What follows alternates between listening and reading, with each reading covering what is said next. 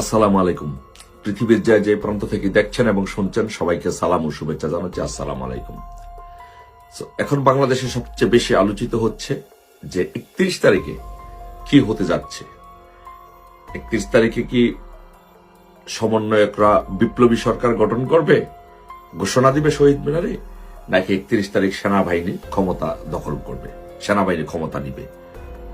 কি হতে যাচ্ছে বাংলাদেশে, এই বিষয়টি নিয়ে 31 তারিখে বাংলাদেশে কি হবে, এই বিষয়টি নিয়ে সবাই শঙ্কিত, চিন্তিত এবং খোঁজার চেষ্টা করছে বাংলাদেশে কি হতে যাচ্ছে।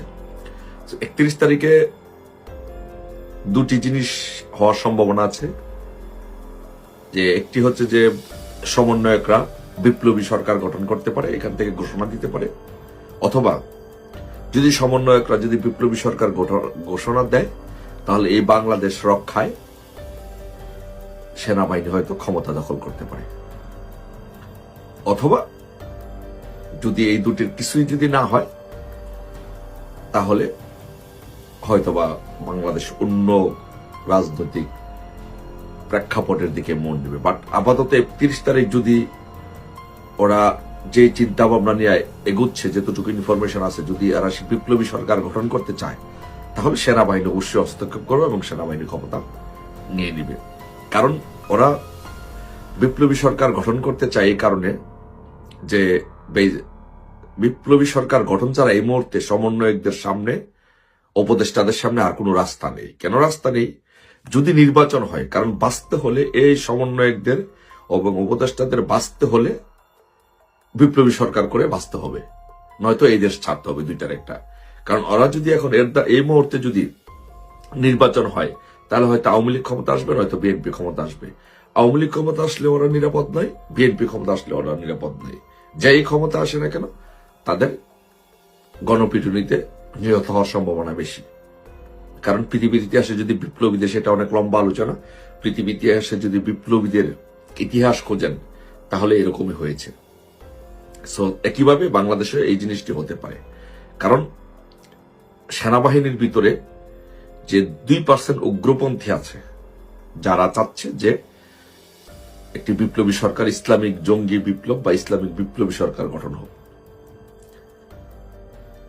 কিন্তু 98% সেনাবাহিনী, এর মধ্যে 10-15%, 15 থেকে 20% বিএনপি পন্থী, তারপর বাকি যারা আছেন হচ্ছেন মুক্তিযুদ্ধের পক্ষের শক্তি, আর কিছু আছেন যে অল্প কিছু আছেন যে তারা কোনো দিকেই যাচ্ছেন না, যেতে চায় না, তারা চায় দেশের শান্তি।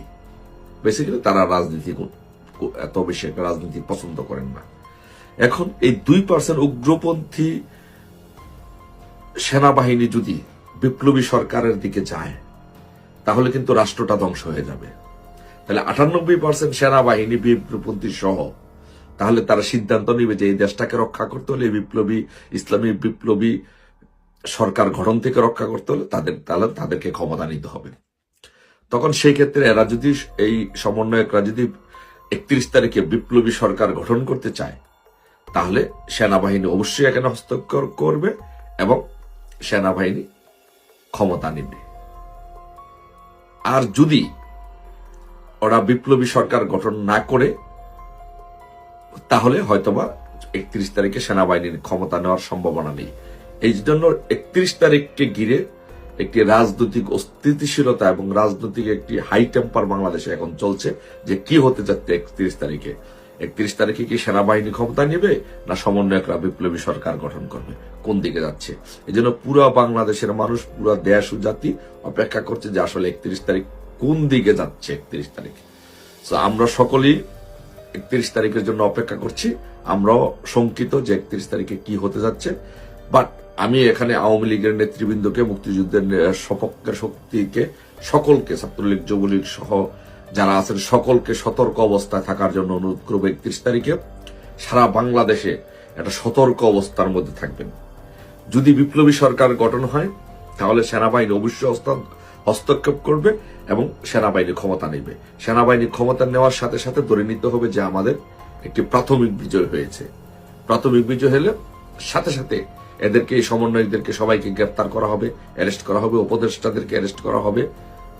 রাজপথের সাথে সাথে আমাদের সকলের রাজপথে অবস্থান নিয়ে সারা দেশ একসাথে আমাদের শক্তির জানান দিতে হবে, শক্তির মহড়াকে দিতে হবে, প্রদর্শন করতে হবে এবং রাজপথ যেন 31 তারিখ আমাদের থাকে সেই ব্যবস্থা করতে হবে। সেই জিনিসটির জন্য সকলকে সেই বিষয়টি 31 তারিখটি অবজারভেশনে রাখতে হবে এবং প্রস্তুতি নিয়ে রাখতে হবে 31 তারিখে যদি এরকম ধরনের কোনো ঘটনা হয় যে ওরা বিপ্লবী সরকার ঘোষণা দিতে চায় শহীদ মিনার থেকে 31 তারিখে দুপুর 3টায় যে সমাবেশ হবে, তাহলে সেনাবাহিনী যদি হস্তক্ষেপ করে তাহলে সাথে সাথে আমাদের সেনাবাহিনীর পাশে দাঁড়াতে হবে এবং এদের কাছ থেকে বাংলাদেশকে রক্ষা করতে হবে। তাই দেশের সকলকে, মুক্তিযুদ্ধের সপক্ষের শক্তির সকলকে, আওয়ামী লীগের সকল সহযোগী সংগঠনকে অনুরোধ করব যে আপনারা 31 তারিখে সকলে সতর্ক অবস্থায় থাকবেন, নজর রাখবেন, প্রস্তুতি নিয়ে রাখবেন। যদি কোনো ঘটনা ঘটে সাথে সাথে যেন আমরা রাজপথে নেমে আসতে পারি। সবাই আমরা 31 তারিখের অপেক্ষায়। আশা করি ইনশাল্লাহ যদি এরকম কিছু হয় যে সেনাবাহিনী হস্তক্ষেপ করে ক্ষমতা নেয়, তাহলে বাংলাদেশের রাজনীতির প্রেক্ষাপটে যে ইসলামিক জঙ্গি বিপ্লব বা ইসলামিক রাষ্ট্র হওয়ার যে জঙ্গি রাষ্ট্র হওয়ার যে একটি তৎপরতা, সেই তৎপরতা থেকে বাংলাদেশ রক্ষা পাবে। বাংলাদেশ রক্ষা পাক, সবাই রক্ষা পাক, সবাই ভালো থাকুক। জয় বাংলা, জয় বঙ্গবন্ধু।